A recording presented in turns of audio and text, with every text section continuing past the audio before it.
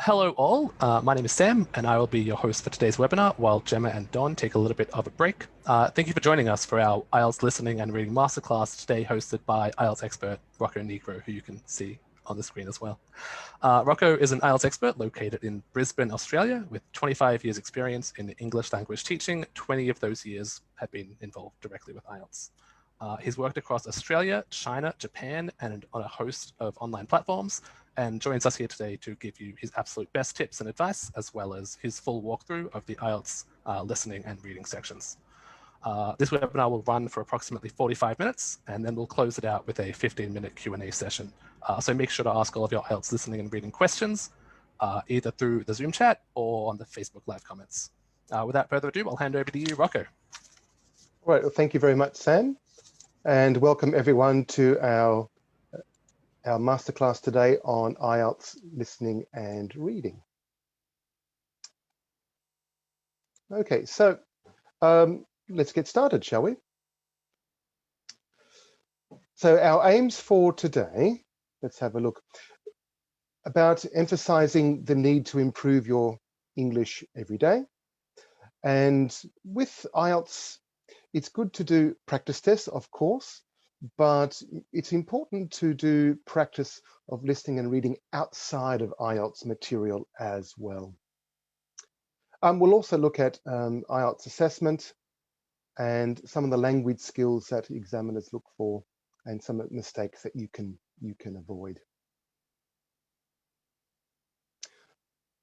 The first thing to think about is whether you're taking the academic or general training.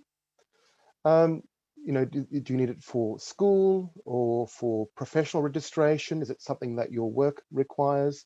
What do you need to do? Is it essays like at university, or do you have to write reports? And then consider if the general training test is an option for you. Now, if you're not sure, speak directly to the organization or the institution and get it directly from them. And they will tell you whether they require the academic or the general training. And in some cases, maybe they accept both. So we're looking at reading and listening today, but we can start with looking at reading. There's academic or general. Now, in the case of reading, both tests are 60 minutes long, about 3 sections and with 40 questions. That's very similar. But there are some differences between the two. You'll find that all the topics are of general interest, 3 sections and a variety of styles. There might be a logical argument, a descriptive, or a narrative. In the training, though, there are some differences. In section 1, you might get some short pieces of text based on survival skills. Maybe there might be like 8 or 9 or 6, perhaps even short advertisements, for example, that you have to read. Section 2, on the other hand, are 2 work-related texts. So in some ways, you can kind of prepare a little bit for that one. You'll expect something in a business or work-related context. There are 2 articles for that one. And then there's also section 3, which is 1 long text, a descriptive text, but it's in a general context. You'll find, though, that in the academic, you'll have perhaps 3 long articles, but in the general test, there's just the 1 long article. When it comes to the question types, though, there are actually, the question types are pretty much the same. So, for example, in the heading, you might get a headings question in the academic or the general. Multiple choice, academic or general. True, false, not given, also in both of them as well. So even if you're preparing for the general training, you can still do a bit of practice with some of the academic articles because the question types are quite often the same. There might be some exceptions. For example, labeling a diagram tends to be something that happens more in the academic.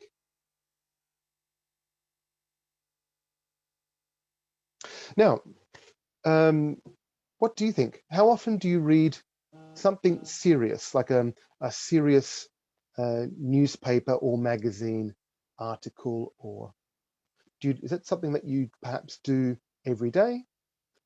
Is it something that you do 2 or 3 times a week, just once a week, or rarely? I wonder what are your habits like? Perhaps you can just share with us. Just choose a number, everyone. Do you choose number 1, number 2, number 3, or number 4? Okay, interesting. Wow, a lot of different responses there. Fantastic. Interesting. Oh, fantastic. Thank you, guys. Thank you. That's fine. Now, I'm kind of hoping that you're mentioning maybe option number 1 or option number 2, particularly if a lot of you have goals at a higher band, 6 or maybe 7 or 8. If you're aiming at those higher bands, it's important to be consistent, I feel, with your reading. Doing something every day is very helpful. It helps maintain your level. If you're look at option 3, once a week. I understand people are busy. Perhaps they work, they have family commitments, and so they perhaps one day set aside for practicing English.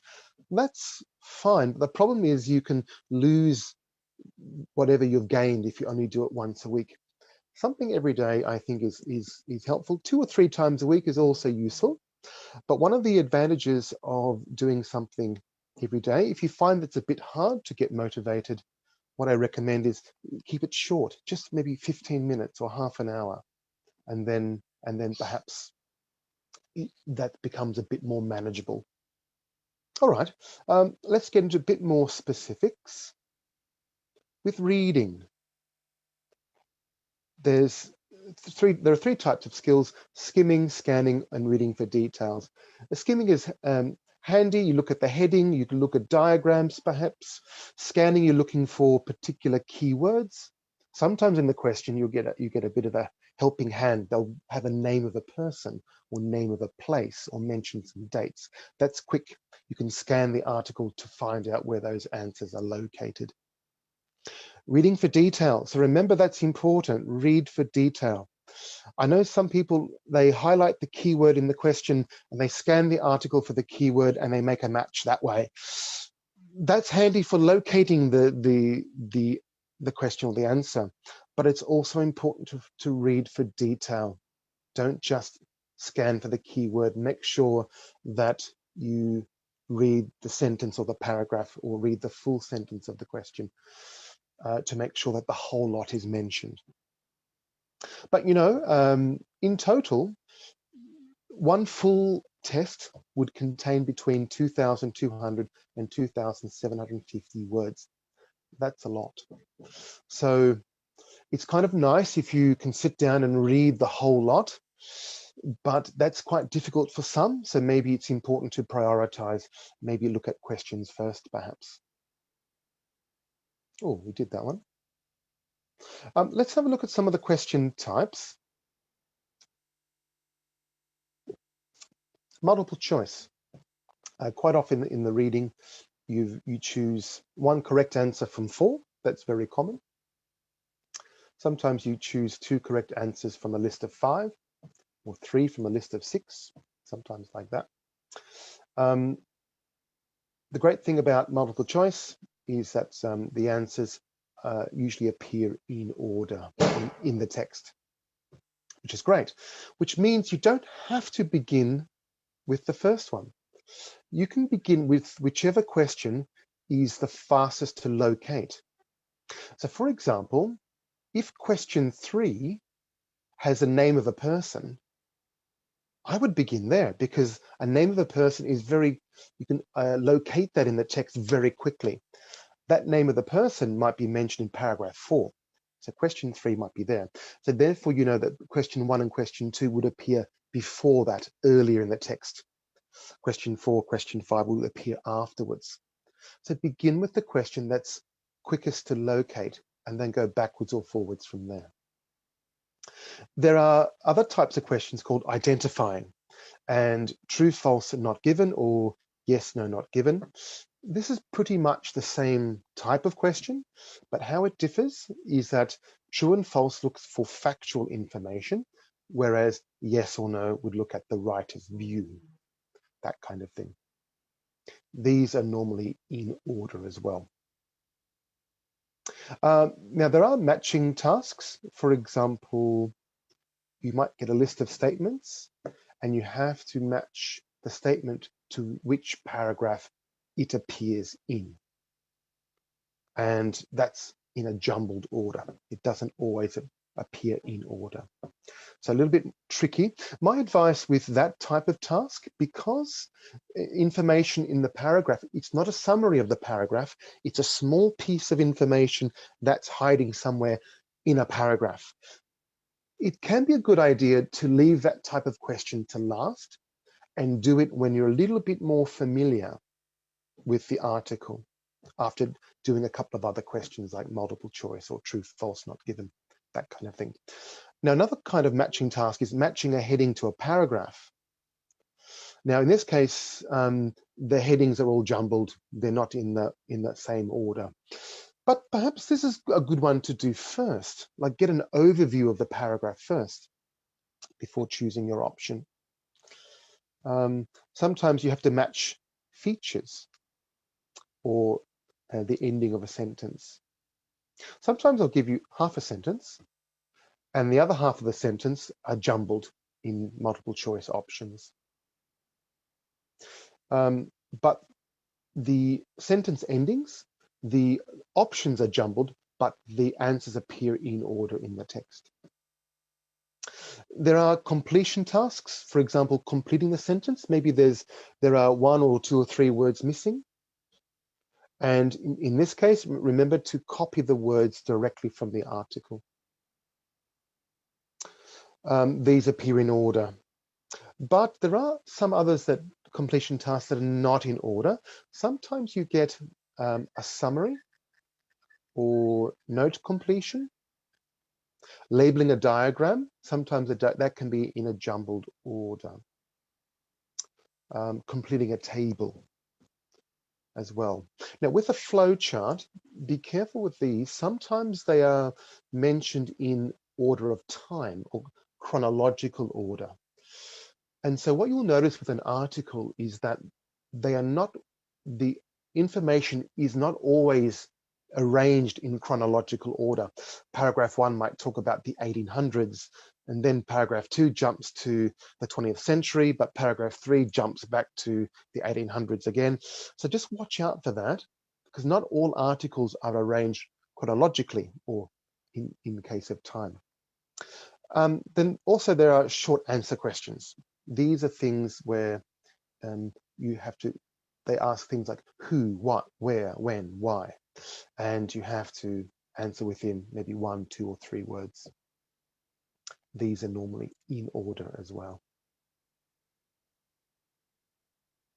Okay, let's have a look at one of these tasks specifically, and we'll look at true, false, not given. And one of the reasons we're looking at this one is because some people are not a big fan of not given.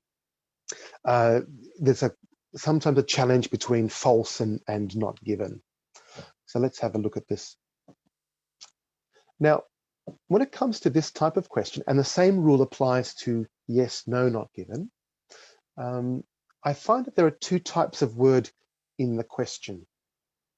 There's one word which is for location, to help you locate the answer. And there's another type of word which helps you decide the answer. Now, have a look at question 1 here. Question 1 says, Aboriginal Australians are descended from the inhabitants of Africa. Now, one of these words will help us locate the answer. Now, you might think, well, look, it could be Aboriginal Australians because there's a capital A for Australians. But however, this whole article is about Aboriginal Australians. So that's not really that helpful. But there's another word. Can you guess what that word is that helps us locate where the answer is? Have a guess, everyone. Which word do you think in sentence 1 would help us locate the answer? All right, if you're thinking Africa, you're probably on the right path there. So look at the word Africa, and then you can scan the article for where it's located, and you can see here, hang on, Africa is mentioned in paragraph 1. So in this particular case, we can say that the answer for number 1 is somewhere in the first paragraph. Now, then you can think about which word in the sentence helps us decide the answer. So have a look at the sentence. I think, first of all, just put not given aside. Don't use not given as one of your first choices. Don't think, is it true, false, not given? Just move not given out of the picture and just decide if it's true or false. We only use not given as the last option, not as a first option. First option is true or false, which means we find something similar to the sentence, or we find something that contrasts. And usually these words can be adjectives, verbs, adverbs, prepositions. Look at the first sentence here. Aboriginal Australians are descended from the inhabitants of Africa. So if you think about, well, which word can I contrast? And the major one here is descended from. So think about true or false as in two options. Option 1, they descended from Africa. Option 2, which is false, would have to be they're descended from somewhere else. It's either descended from Africa, descended from somewhere else. We only use not given if we don't know where they are descended from. So have a look at the first paragraph.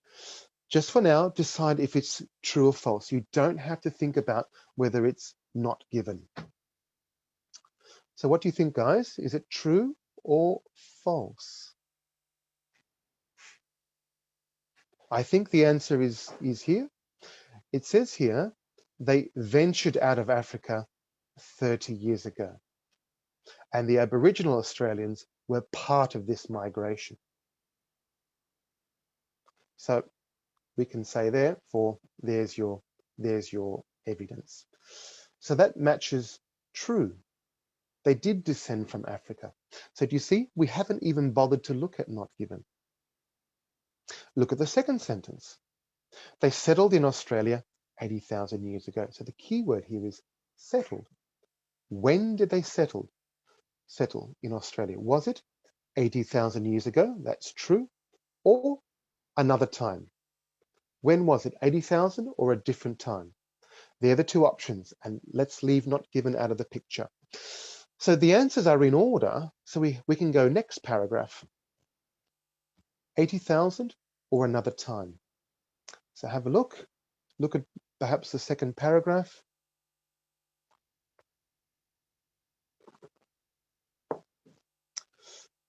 So you can see here that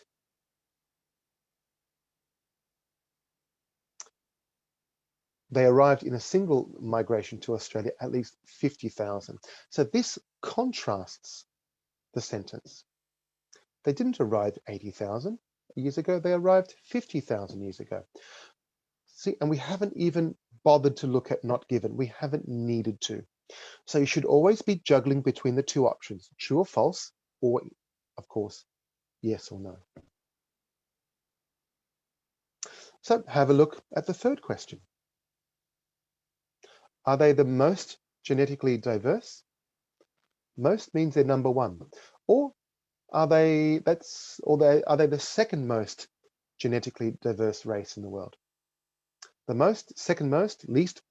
But anyway, false is they are not the most. They are second or third. Have a look, perhaps from the second half of paragraph 2 or the third paragraph. Have a look there, everyone. They're the most genetically diverse. or they're not the most. Someone else is.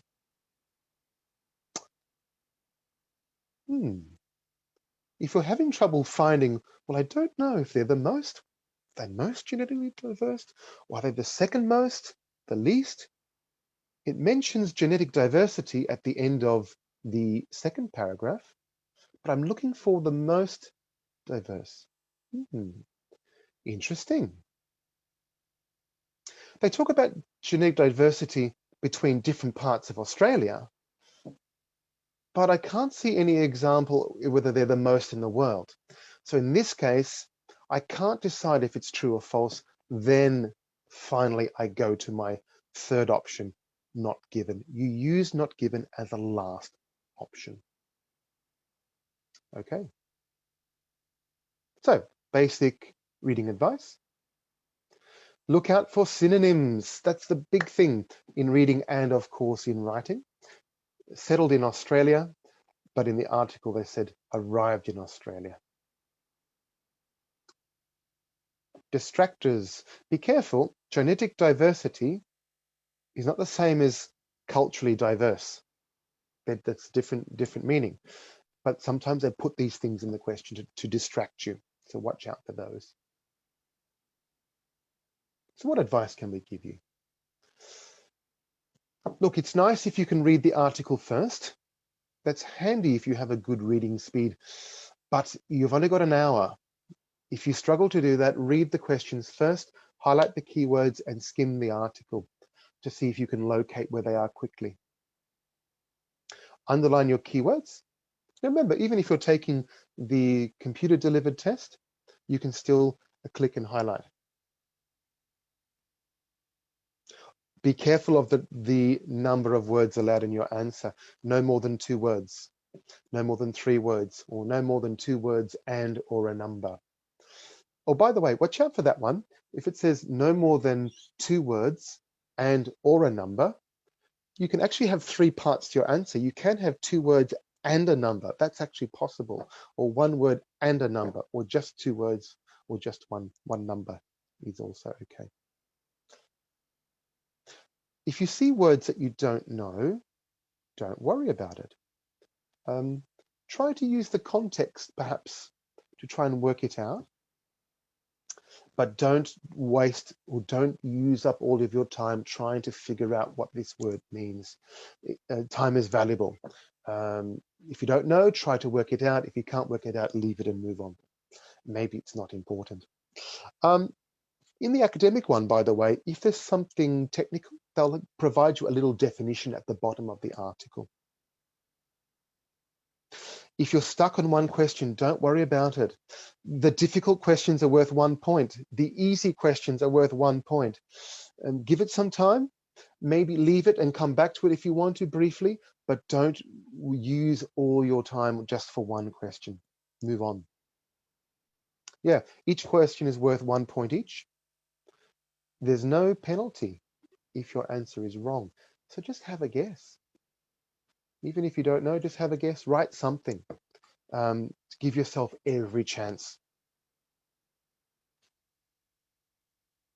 Now, let's do a bit of work on listening.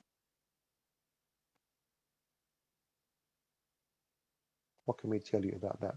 So the listening test is actually 30 minutes. There is 10 minutes afterwards to transfer your answers in the paper test. But there are 4 sections and in total 40 questions. So 10 questions per section. Section 1 and section 3 are kind of similar in that it's a conversation between 2 or 3 people. Section 2 and 4 are kind of similar. It's just one person speaking, a monologue. So that's handy for practice, you know, practice listening to both monologues, 1 person, and practice listening to dialogues, 2 people or 3 people. But section 1 and section 2 are also similar because they are on a very familiar everyday topic. But section 3 and 4 are also similar because they look at formal or academic kind of topics.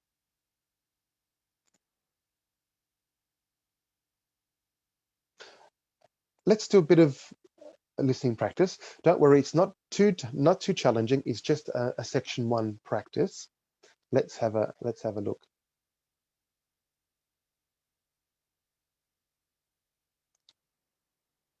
Just 8 questions. Now, in the listening test, they do give you some time before the recording to preview the questions. And they give you some time afterwards to review your questions as well. Use that time carefully.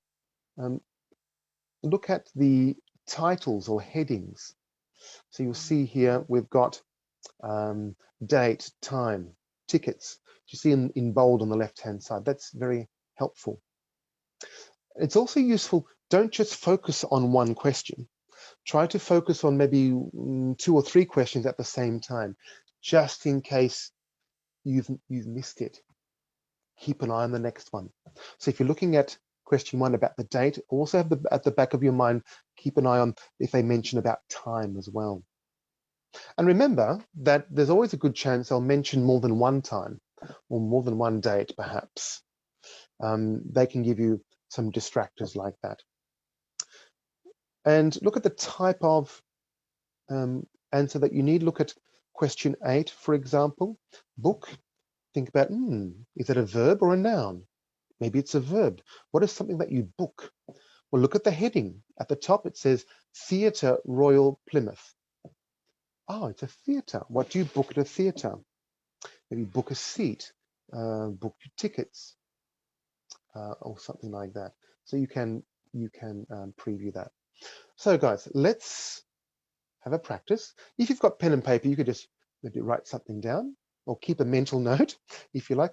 Let's have a bit of a listen, a bit of a practice and see how you go. Now we shall begin. You should answer the questions as you listen, because you will not hear the recording a second time. Listen carefully and answer questions 1 to 4. Hello, Theatre Royal Plymouth? Oh, hello. I'd like to make a booking, please. Yes. What is it you want to see? The Imposter. Right. And which day did you want to come? Friday the 25th. Just a moment and I'll check availability on the computer. Oh, sorry, we're fully booked for that performance. Oh, dear. What about the following day, then? The 26th? Yes, that's okay. We've got 2 performances on that day, one at 3:30 and one at 7. Which would you prefer? Oh, the later one, please. How many people? Well, there are 4 of us. Are there any concessions? Any children? Oh, I'm not sure. My daughters are 15 and 12. Do they get concessions? Only the 12-year-old, I'm afraid. So that's 1 child and 3 adults. Any idea where you'd like to sit? Stalls or circle? Tickets for the stalls are a bit more expensive. £12 for adults and £8.50 for children. The circle costs £10.50 and £6.50. Do you get a good view from the circle? Oh, yes. And in fact, we've got some seats left at the front, if you'd like those. Right. We'll go for those, then. Right, that's seats A21 to 24, then. They're very good seats. That sounds fine. So let's see, that comes to £38 altogether for the tickets. How do you want to collect them? Shall I put them in the post? They'd be sent today by first-class mail, and there'd be an additional charge of £1 to cover postage and administration. Or do you want to get them from the box office yourself? Oh, yes. Could you send them, please? No problem. That'll be £39 altogether. Before you hear the rest of the conversation, you have some time to look at questions 5 to 10.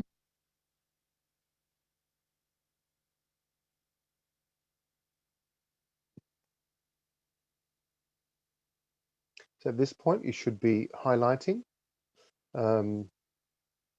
type, number, name. Additional is a keyword. Book. You'll see with the name for question 7, they've got the title, Mr. J is is the first name, but for here we're looking for the Now listen name, and answer surname. questions 5 to 10. Could I just take your card details? What kind of card is it? Visa? Switch? Mastercard. Okay. And the number? It's 3290 5876 4401 2899. 2899. Okay. And the name on the card, please? It's Mr. J. Whitten. WHITTON. N for never or M for mother? N for never. Thank you. And now I've nearly finished, but I just need your address and postcode. Yes, it's 42 South Street, Okay. Is that Plymouth? London. And the postcode? It's SW2 5GE. That's fine then. The ticket should be with you tomorrow. Is there anything else I can do for you? Yes, I was wondering if I could get regular information about what's on. Certainly. I can just add your name to our mailing list. Would that be okay? That would be very good. Yes, please. Oh, and there is something else, sorry. One of our group is hard of hearing, and I've heard that you can supply special headphones. That's right. As long as you tell us in advance, we can always do that. I'll book those for you now, and you can just collect them from the box office before the show. Thanks very much for your help. No problem. Thank you for calling. Thank you. Bye. That is the end of section 1. And then they will say, you now have Now we shall begin. you have half a minute to check your answers. Okay, so let's just have a look through at some of the options here for the answers. The date is Saturday the 26th. Now, with dates, be careful if you're doing something like 21st ST, 22nd ND, and 23rd RD. So that's one thing to be careful of. That has to be correct as well. If you're doing a month and a day, the order doesn't matter. You could put the 26th of June or June 26th. That's okay. I don't really recommend putting numbers only for a day and a month. If you put 1/12, you have to be careful. Does that mean the 1st of December? Or does it mean the 12th of January? Because in the US, they will put month first, then day, for example. So watch out for that. Time, they said 7 o'clock. There's a few options for you. Now, just be careful in the question. If they mention, if PM or AM is already mentioned in the question, don't duplicate. Just write the number only. But if PM is not mentioned, then you can add PM. In the circle, that's where the seats are, and the row numbers, they have a range here, A21 to 24. You can put a dash in cases like that. Mastercard, that's the type. And there's the number. So interestingly, some people have difficulty in processing this one. You can look at each individual number and of course you can understand it well, but sometimes when they give a credit card number or some kind of number that's quite long, it can be difficult to process and write them down correctly. So try and practice that one if you can as well.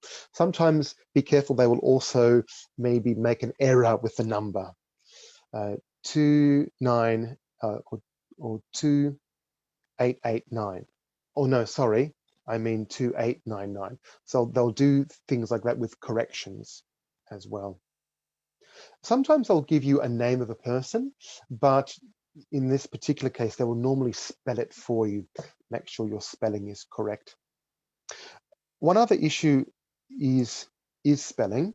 So you'll see here, headphones is actually one word, not two words. If you write it as two words, it's marked as incorrect. The same thing also applies to words that are hyphenated. Look at the word good looking. There's actually a hyphen or a dash in the middle. You have to do that, otherwise it's marked as incorrect. And there's no problem. If you have American spelling or British spelling, that doesn't matter. That's not marked as incorrect. But in the word headphones, if you put F instead of PH, that would be marked as wrong. So spelling is actually quite important in the IELTS listening test. So let's think about some general listening advice. They do give you time to preview the questions. Use your time to read the questions. Before you listen, you have some time to look at questions 11 to 15 or something like that. See the topics, look at the headings, and that'll give you some idea of what to expect. Use that time to highlight some of the keywords to help you focus. Yeah, so underlining keywords, be careful, don't underline everything, then you can't see the keywords. Maybe you might want to underline, do a circle or a box or an asterisk. Use a variety of labeling to make everything stand out. Don't forget, if you're doing the computer delivered test, you can still highlight on the screen. That's also possible as well. Synonyms. This is incredibly important. Actually, it's really important in all parts of the IELTS test, of course, in speaking and writing, of course, in the reading, as I mentioned earlier, but also in the listening. If the question uses the word start, maybe the speaker is going to use the word begin or something like that. Finding synonyms is quite important. But actually finding, sometimes in the later sections, like section 3 or section 4, it can be not as obvious. So start and begin, I think that's an obvious paraphrase. But one that's not as obvious could be the word dislike. But maybe the speaker might say, I'm not overly fond of that. I'm not overly fond of. So that whole phrase means I don't like. So watch out, and then also in cases like that, watch out for negatives. I'm not overly fond of. If you just hear fond of, oh, that means you like it. But look out for the negative.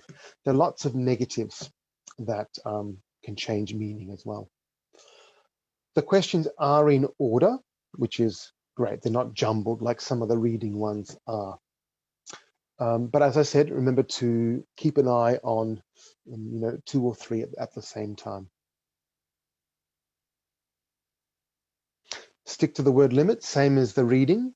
So if it says no more than 2 words, stick to no more than 2 words, or 1 word only, just have 1 word only. One thing to be careful of, and this also applies in the listening, is that don't duplicate, because sometimes there's a word in the question and you're mentioning it a second time. Maybe the question uses the word first, but the speaker says initial advice or in initial information. So if the word says first, don't write initial information, because initial and first have the same meaning. Don't duplicate. So watch out for things like that. That's also applies to the synonyms as well. Intonation helps. I think intonation especially helps in section 3 when you've got the 2 different speakers. And sometimes they'll change direction. I was expecting the test to be quite easy, but in fact it was quite the opposite. I was expecting it to be quite easy. So you're listening to the intonation. So sometimes the intonation can give you meaning. Look at using the word quite, and maybe some of you are familiar with this. How was the movie? Well, it was quite good. Falling intonation, a bit negative. How was the movie? Oh, it was quite good. rising intonation. So that can change meaning. Sometimes the intonation can be very subtle. So watch out for things like that in section 3 in particular, especially when 2 people or 3 people are discussing. And sometimes in section 3, they have to maybe agree on a topic or something like that. Do you think this is a suitable idea? Ask your question. Possibly. Falling intonation. Maybe I'm thinking no. The person is indicating a no. So watch out for that. So summary of the masterclass. Let's look at a few things. Make the most of every opportunity to use English. Use English as much as you can. Now, I know some of you may be using your first language at home, and that's understandable. Maybe with one of your family members, you can try to just give 10 minutes at home just to use it, practice a bit of English. Outside home, try to use as much English as you can. But also don't forget, you can watch things. You can watch TED Talks or read some news in English. Maybe do a practice writing at home. Use as much English as you can. The more you use, the better. Set targets for your preparation. I think with this particular point, I know a lot of people say, I want band 8, I need band 7. And that's great to have a big goal like that. But for every big goal, it's important to have shorter targets as well. If you have smaller goals, that can keep or help sustain your motivation. So you're saying, I want band 8, that's good. But saying, oh, this is what I'm going to do. I'm going to have a little vocab list that I'm going to review it for 10 minutes every day on the bus when I go to work or go to school. And I want to accumulate 50 new words a week, or 10 new words a day, or 5 new words a day. Something small like that is achievable. Have smaller tasks and smaller targets in your preparation, and make it realistic as well. Make sure you're choosing the right test, academic or general. Or by the way, in the listening test and the speaking test, there's no difference at all. It's exactly the same thing. Academic and general just vary according to writing and reading. Understand the scoring. Reading and listening, the particular raw score out of 40 gets converted into a band score. IELTS preparation courses, they're very handy to do, but just IELTS only. Do IELTS preparation in conjunction with or combined with other kinds of English practice. You can read IELTS articles, sure, but maybe read a novel for enjoyment. If you love sport, if you love football, why not read about your football team in English? That kind of thing.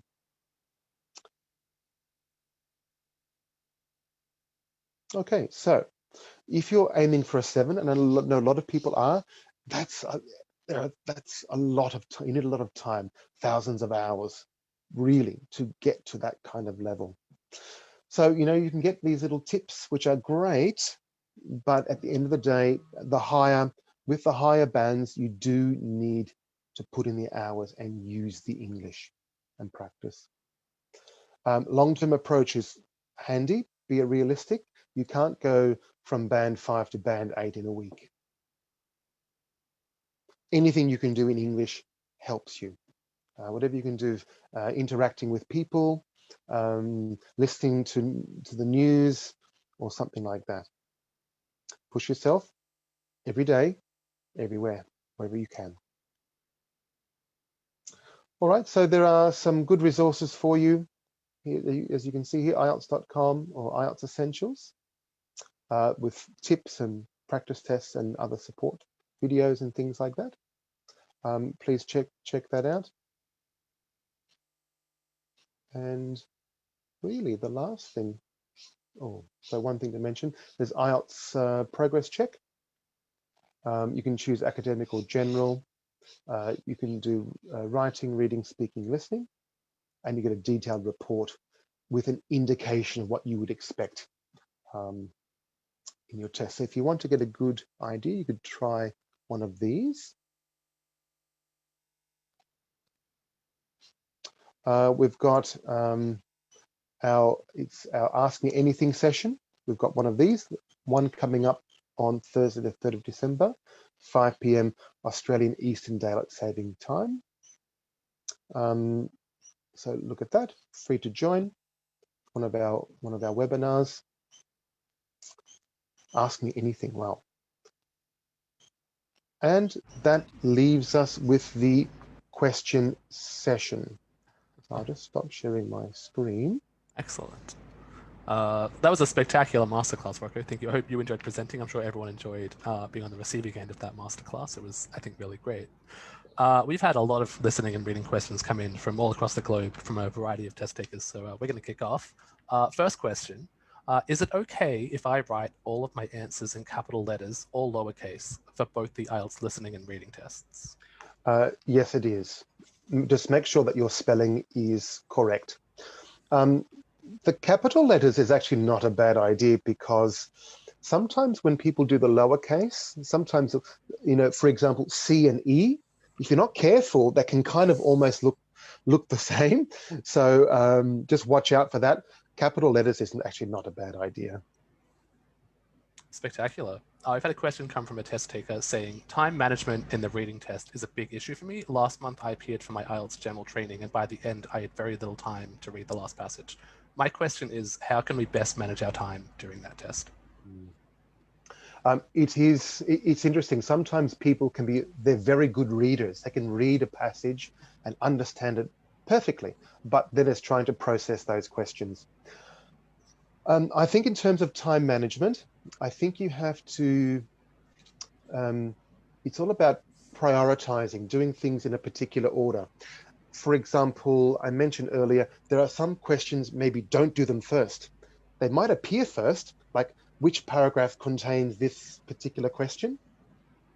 If they mention that first, leave it to last, jump to the other questions, do the multiple choice first, or the true, false, not given first. So pick which questions to do first, and within that group of questions, which number do I do first?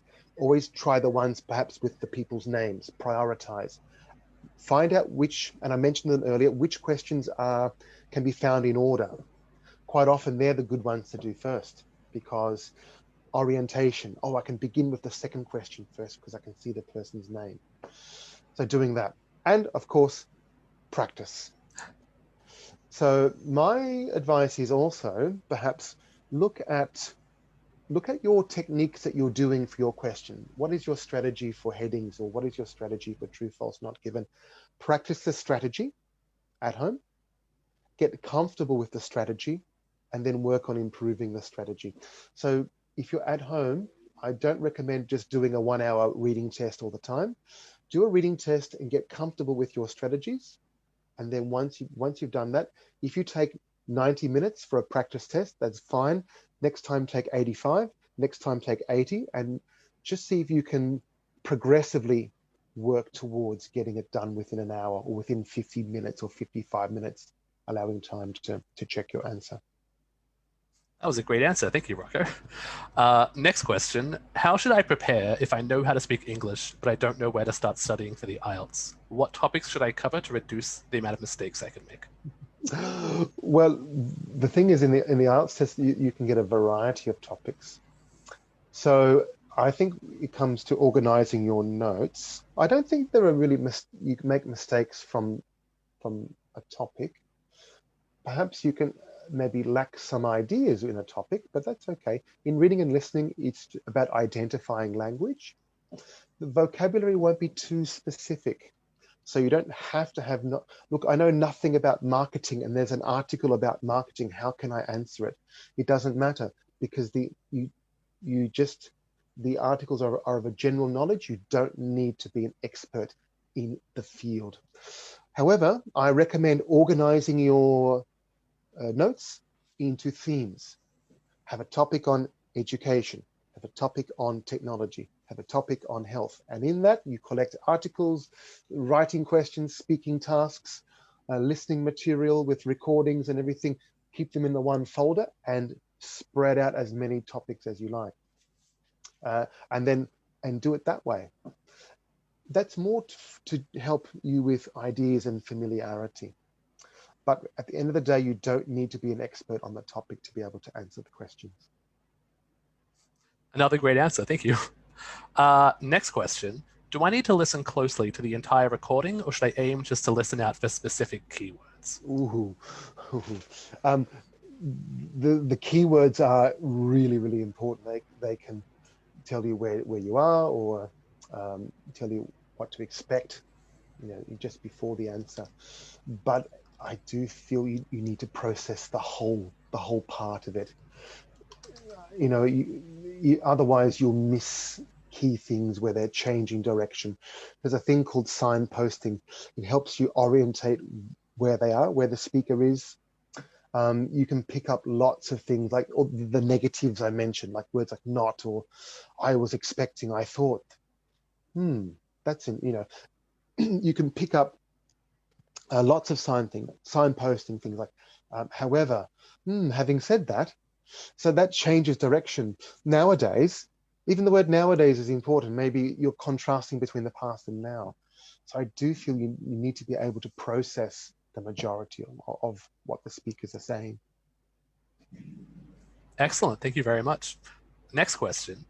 Is it common to have long number strings not repeated during the IELTS test? In all of my preparation materials, there has always been a repetition of these. They will normally, in this particular case we did today, they just repeated the end bit, which is, by then you're kind of struggling. Sometimes I'll make an error. And, is it 1, 3, 2, 4? Right, 1, 2, 3, 4. No. I said 1, 3, 2, 4. Ah, sorry, I got the 2 in it. So they'll do things like that to confuse you. So number strings, they might include some repetition, but some discrepancy, some discussion because there's an error. And they might use things like, the speaker might say 8803, and then the person repeats with 8803. That can happen as well. That's really good to know. Thank you. Next question. How many correct answers are required in academic reading to acquire a band score of 6? From memory, I think it's maybe roughly 24. From maybe 24, 25, or 26 will give you band 6, roughly. But it does vary, because some particular tests, it might be a bit higher. It might be at 25. Some might be a bit lower at 24. Sometimes it depends on the degree of difficulty. If it's slightly easier, they will raise it. If it's slightly more difficult, they will drop it. My understanding is it's not always fixed in every test. Excellent answer. Thank you very much.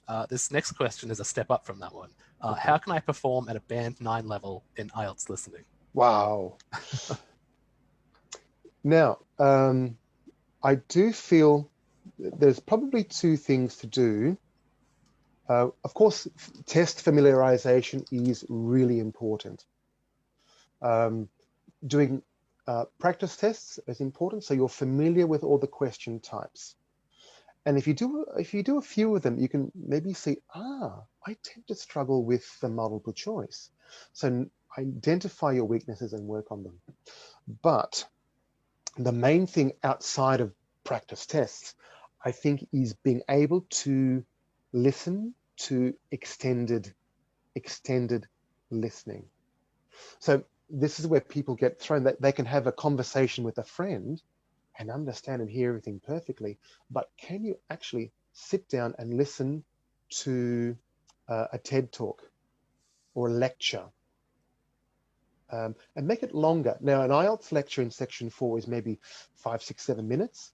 Do longer ones. Can you sustain concentration for 10 or 15 minutes? News is handy, but news, they cut. They'll talk for 30 seconds and cut away and come back.